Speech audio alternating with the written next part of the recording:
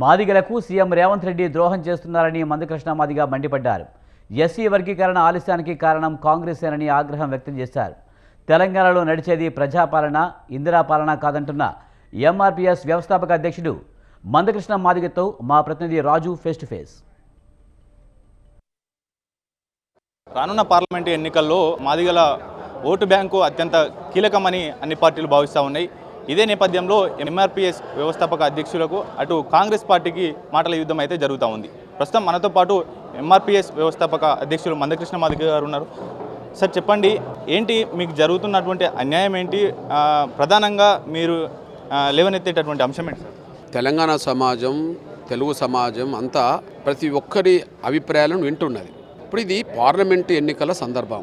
తెలంగాణలో షెడ్యూల్ కులాల్లో మాదిగలు 70% మంది ఉన్నారు. ఇట్లాంటి పరిస్థితుల్లో తెలంగాణలో 3 ఎస్సీ పార్లమెంటు నియోజకవర్గాలు ఉన్నాయి. 3 ఎస్సీ పార్లమెంట్ నియోజకవర్గాల్లో మేమేం కోరుకుంటాం? 3 మేము 2 కోరుకుంటాం. అది న్యాయం. ఇప్పుడు ఆ 2 మాకు బీజేపీ కేటాయించింది, అందువల్ల మాకు ప్రాతినిధ్యం ఇచ్చింది. మాకు ఒకటే కాంగ్రెస్ ఇచ్చింది అనుకుందాం, మాకు అన్యాయం చేసింది. నేను అంటున్నది కాదే, బీజేపీ 3 మాకు ఇచ్చింది, కాంగ్రెస్ 3 ఇప్పటికే 2 వాళ్ళకి ఇచ్చింది. 1 ఇచ్చిన వరంగల్ ఇస్తుందేమో, 1 ఇచ్చినట్టే కదా. ఇప్పుడు మీరు చెప్పండి, 3 మాకు 2 రావాలి న్యాయంగా.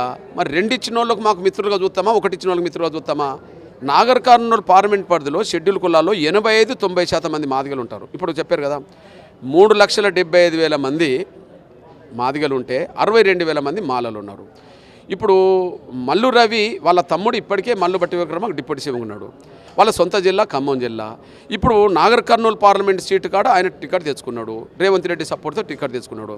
అక్కడ స్థానికుడు మెజారిటీ మాదిగల వర్గానికి సంబంధించిన వ్యక్తి సంపత్ కుమారు, ఆయనకు టికెట్ రాలే.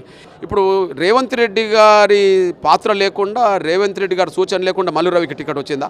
ఎన్నికల్లో డిక్లేర్ చేసే కాడ, సభ్యులను డిక్లేర్ చేసే కాడ, మెంబర్లను డిక్లేర్ చేసే కాడ అక్కడ కూర్చున్నది ఎవరు? మల్లు బట్టి విక్రమార్క కూర్చున్నాడు, మల్లికార్జున ఖర్గే కూర్చున్నాడు, రేవంత్ రెడ్డి గారు కూర్చున్నాడు. ఇప్పుడు చర్చకు వచ్చింది, నాగర్ కర్నూలు చర్చకు వచ్చింది, ఎవరికి ఇవ్వాలని కదా. అన్న గురించేమో తమ్ముడు చెప్పేసిండు, మల్లికార్జున ఖర్గే ఓకే అన్నాడు. రేవంత్ రెడ్డి ఎవరికి చెప్పిండు?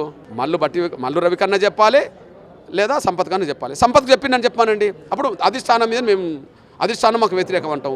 మరి ఈ రేవంత్ రెడ్డి చెప్పకపోతే మల్లు రవికి చెప్పినట్టే కదా, రేవంత్ రెడ్డి మాకు ద్రోహం చేసినట్టు కాదా?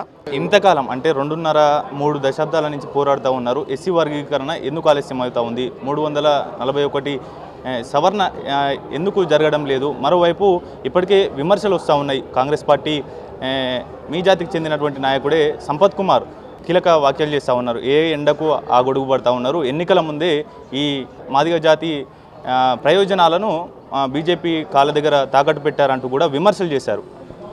ఇప్పుడు నేను చెప్తున్నాను, సంపత్ కుమార్ మా తమ్ముడు, ఎంఆర్పీఎస్ ఉద్యమం నేపథ్యం నుంచి ఎదిగినోడే. ఆయన ఆవేదన ఏందో వాళ్ళ అధిష్టానానికి రాసిన లేఖలో ఉన్నది కదా.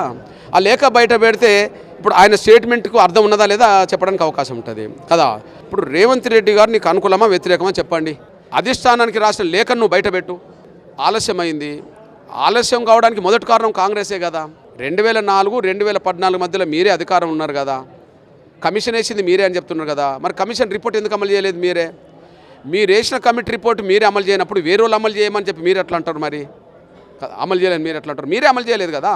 అంటే రేవంత్ రెడ్డి రాజకీయ ప్రస్థానం మొత్తము ఆయనను గెలుపు దిశగా నడిపింది మాదిగలే అంటూ కూడా అనేక ప్రసంగాలు విన్నాము. అయితే ఈ సమయంలో ఎందుకు ఆయన ఇటువంటి అంటే మాదిగ జాతికి అన్యాయం చేస్తున్నారని మీరు భావిస్తూ ఉన్నారు? మాదిగలు మెజారిటీ కాబట్టి వాళ్ళ మద్దతు ఉంటేనే అన్ని ఎన్నికల్లో గెలవడానికి అవకాశం ఉంటుందని చెప్పి ఆయన మాదిగలను దగ్గర పెట్టుకుంటూ మాదిగల సహకారం తీసుకుంటూ ఆ స్థాయికి వచ్చాడు. కానీ ఇప్పుడు ఆయన సీఎం కుర్చీ కాడ పర్మనెంట్గా ఉండాలంటే అధిష్టాన వర్గం మాలైపోయింది. ఆయన పక్కన్నోడు కూడా మాలైపోయాడు. ఎవరు? డిప్యూటీ సీఎం మాలైపోయాడు కదా. కాబట్టి ఇప్పుడు వెంకటస్వామి కుటుంబం కూడా అక్కడ జాతీయ స్థాయిని ప్రభావితం చేస్తుంది. ఎందుకంటే వేల కోట్ల రూపాయలు అనేది వాళ్ళకు ఎన్నికలకు కావాల్సిన డబ్బులన్నీ ఆయన పంపుతాడు. ఎవరెవరికో ఎంత ఇచ్చిండో కూడా రేపు మళ్ళీ బయటపడుతుంది. కాబట్టి వాళ్ళకు ఆధిపత్యం ఉన్నది, ప్రాధాన్యత ఉన్నది. కాబట్టి వాళ్ళకు తలుగుతున్నాడు ఇతను. ఎందుకు? ఈ మాలలతో పెట్టుకుంటే మాదిగల వైపు నిలబడితే అక్కడ జాతీయ అధిష్టాన వర్గం దగ్గర ఏదైనా లేనిపోయిన చెప్పించి నా ఉన్న ముఖ్య పదవి తీసేత్తరా అనే ఒక భయములు ఉన్నాడు.